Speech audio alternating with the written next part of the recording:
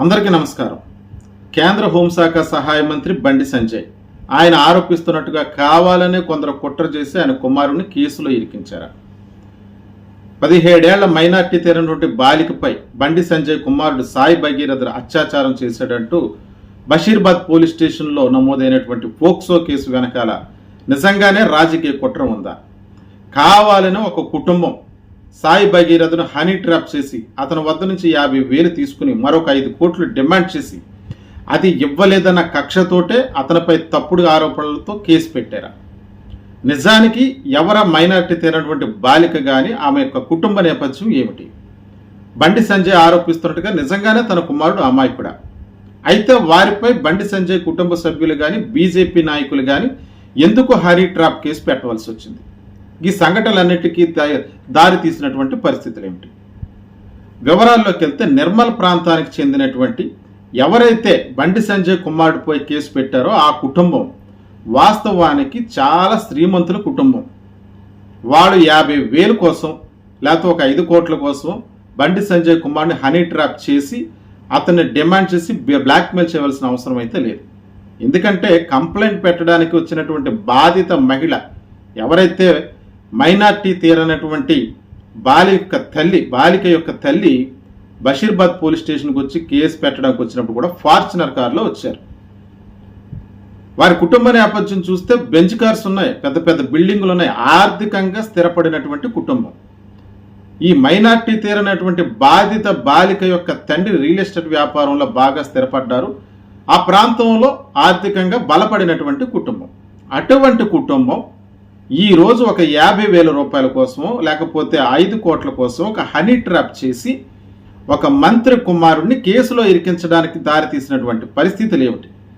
నిజంగానే honey trap చేశారా అని చూస్తే వాస్తవానికి నిర్మల్ పోలీస్ స్టేషన్లో మొదటగా బండి సంజయ్ కుమార్ని హనీ ట్రాప్ చేశారని చెప్పి ఇప్పుడు ఫిర్యాదు చేసినటువంటి కుటుంబంపై వీళ్ళు ఫిర్యాదు కంటే ముందుగానే ఇటీవల కాలంలో హనీ ట్రాప్ కేసు పెట్టి నిర్మల్ పోలీసులు ఆ అమ్మాయి ఇంటికి వెళ్ళి ఆ తల్లిదండ్రులతోటి వారితోటి మాట్లాడి మీపై కేసు నమోదయ్యింది, మీరు పోలీస్ స్టేషన్కి రావాల్సి ఉందంటే తప్పనిసరి పరిస్థితుల్లో ఆ బాధిత కుటుంబం ఎవరైతే ఉన్నారో ఇప్పుడు కేసు పెట్టినటువంటి కుటుంబం ఎవరైతే ఉన్నారో వాళ్ళు నేరుగా అక్కడ ఉన్నటువంటి పోలీసుల సాయంతోటో పెద్ద మనుషుల సాయంతోటో నేరుగా వెళ్ళి బండి సంజయ్ని కలవటం జరిగింది.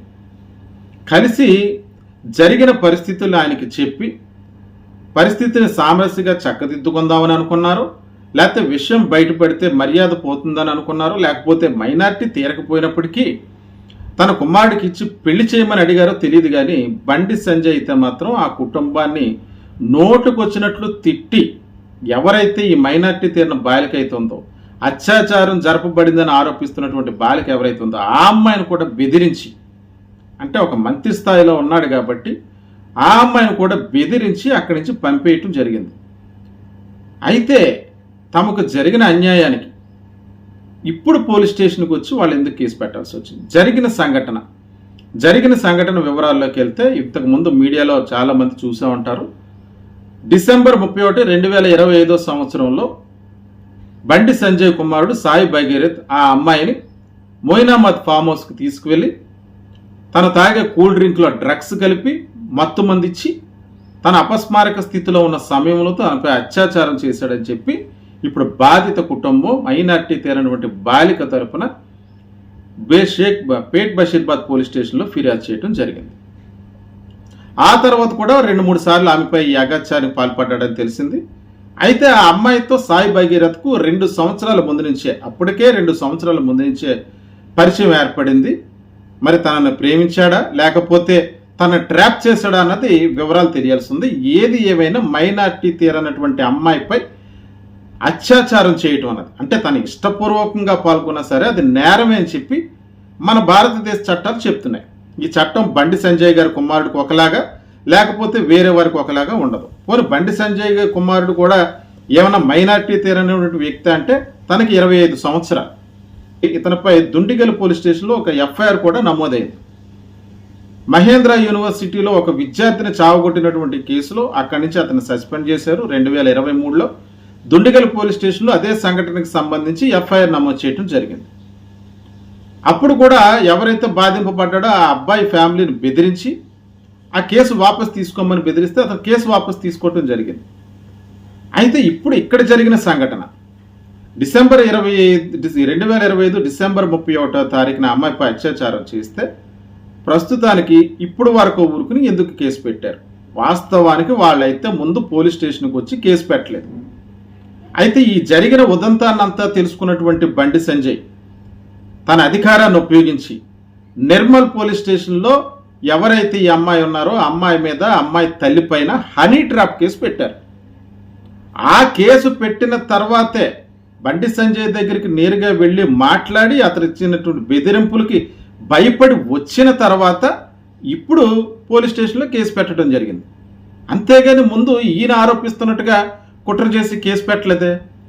ఆల్రెడీ కరీంనగర్ పోలీస్ స్టేషన్లో బండి సంజయ్ గారి కుమారుడైనటువంటి సాయి భగీరథ్ కూడా ఆ అమ్మాయితో పరిచయం ఉంది, తనతో రిలేషన్లో ఉన్నానని చెప్పి ఒప్పుకోవడం జరిగింది.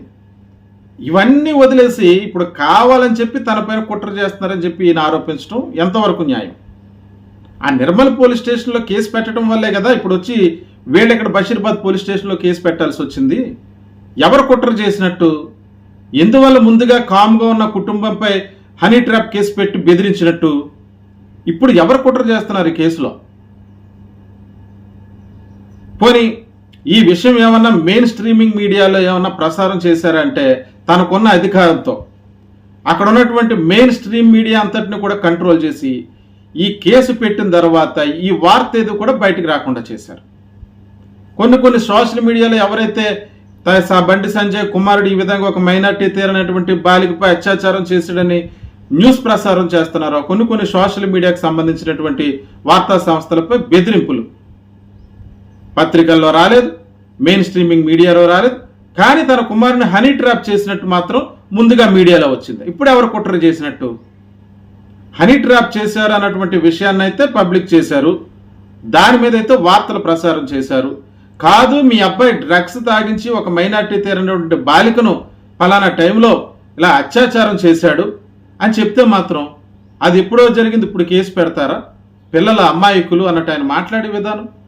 ఓ పక్క నిన్న జరిగినటువంటి మీటింగ్స్లోనేమో భారతదేశం యొక్క సంస్కృతి గురించి, ధర్మం గురించి, భారతదేశం ఒక భరతమాత ఒక తల్లి లాంటిదని ఓదరగొట్టే ప్రసంగాలు చేస్తున్నారు. ఇంత చేస్తున్నటువంటి ఆయన ఒక అమ్మాయికి, అది కూడా పోనీ ఈ అమ్మాయి ఏమైనా వేరే తక్కువ స్థాయి నుంచి వచ్చింది, లేకపోతే తక్కువ సామాజిక వర్గం నుంచి వచ్చింది, డబ్బు లేదు ఏమీ లేదనుకోవడానికి లేదే. ఆర్థికంగా స్థిరపడినటువంటి కుటుంబం బండి సంజయ్ గారిది ఏ సామాజిక వర్గం అయితే అదే సామాజిక వర్గానికి చెందిన కుటుంబంగా కూడా తెలుస్తుంది.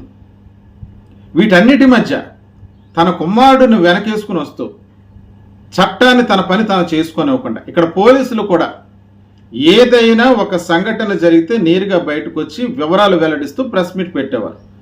అలాంటిది ఈ బాధిత కుటుంబానికి సంబంధించినటువంటి అమ్మాయి తల్లి తన కూతురుని తీసుకుని ఫిర్యాదు చేయడానికి పోలీస్ స్టేషన్కి వెళితే సాయంత్రం 4 గంటలకు వెళితే అర్ధరాత్రి 12:30కో ఎప్పుడో బిఎన్ఎస్ యాక్ట్ల ప్రకారం, భారత న్యాయ సంహిత యాక్ట్ల ప్రకారం కేసు నమోదు చేశారు. అది ఇప్పుడు మోడీ గారి పర్యటన ఉంది, మీరు మాకు న్యాయం చేయకపోతే రేపు ప్రొద్దున మోడీ గారి సభలోనే మేము ఆత్మహత్య చేసుకుంటాం, అక్కడే న్యాయం అడుగుతామని చెప్పి గట్టిగా హెచ్చరిస్తే అప్పుడు కేసు కట్టారు. పోనీ కేసు కట్టి అతను ఏమన్నా అదుపులో తీసుకున్నారంటే లేదు. ఈ కేసుపై ఏమన్నా వివరాలు, కట్టినటువంటి సెక్షన్లు కానీ ఏమన్నా మీడియా సమావేశం పెట్టి బయట ప్రజలందరికీ తెలియజేశారంటే కూడా లేదు. అంటే ఎవరికి భయపడి పోలీసులు ఈ వివరాలన్నీ కూడా బయటకు తీయట్లేదు. దీని వెనక కుట్ర చేస్తున్నది ఎవరు? అత్యాచారం అన్నది ముందు జరిగిన 10 నెలల తర్వాత, 10 నెలల ముందు జరిగిన, 2 నెలల ముందు జరిగిన, ఇప్పుడు జరిగిన ఒక మైనర్ బాలికను చెరచడం అన్నది అది ఫోక్సో కేసే, అది ఎవరిదైనా సరే నేరమే. దీనికి బండి సంజయ్ గారు కానీ ఆయన కుమారుడు కానీ ఎవరు అతీతం కాదే.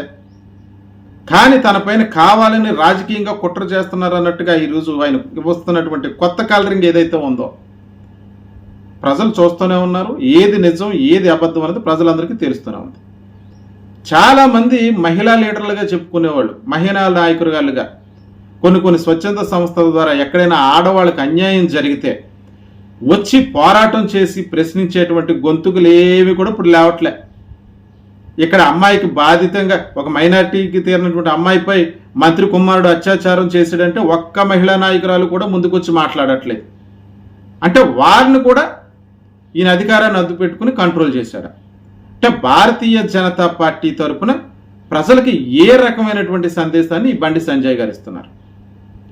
భారతదేశం అని, ధర్మం అని, మహిళా శక్తి అని మాట్లాడబడే వ్యక్తి ఈరోజు ఒక కుటుంబాన్ని, అత్యాచారానికి గురైనటువంటి ఒక బాలికని బెదిరిస్తూ తిరిగి తన కుమారుడిపై, తన కుటుంబంపై కుట్ర చేస్తున్నారంటూ మాట్లాడటం ఎంతవరకు సమంజసమో ప్రజలందరూ కూడా ఆలోచించాలి. ప్రధానంగా బండి సంజయ్ గారు అమ్మాయికి న్యాయం చేయలేని పక్షంలో, తన కుమారుని చట్టానికి అప్పగించిన పక్షంలో, ఈ భారతదేశపు రాజ్యాంగాన్ని, భారతదేశ చట్టాలను గౌరవించిన పక్షంలో నైతిక బాధ్యత వహిస్తూ ఆయన మంత్రి పదవికి రాజీనామా చేయాలని చెప్పి ప్రతిపక్ష పార్టీలకు చెందినటువంటి వారు, ప్రజాస్వామ్యవాదులు కొంతమంది డిమాండ్ చేస్తూ ఉన్నారు. అయితే ఇన్ని జరుగుతుంటే ఇవన్నీ వదిలిపెట్టి తనపై కుట్రలు చేస్తున్నట్టుగా ఆరోపిస్తున్నటువంటి బండి సంజయ్ గారు ఈ సంఘటనలపై ఏం సమాధానం ఇస్తారు? తన కుమారుడు చేసినటువంటి పనిని సమర్థించుకుంటూ చట్టాన్ని తన చెప్పు చేతుల్లో పెట్టుకుని బాధిత కుటుంబాన్ని ఇంకా బెదిరిస్తూనే ఉంటారా? వాళ్ళకి న్యాయం చేస్తారా? ఏం జరుగుతుందన్నది వేచి చూడాల్సి ఉంది.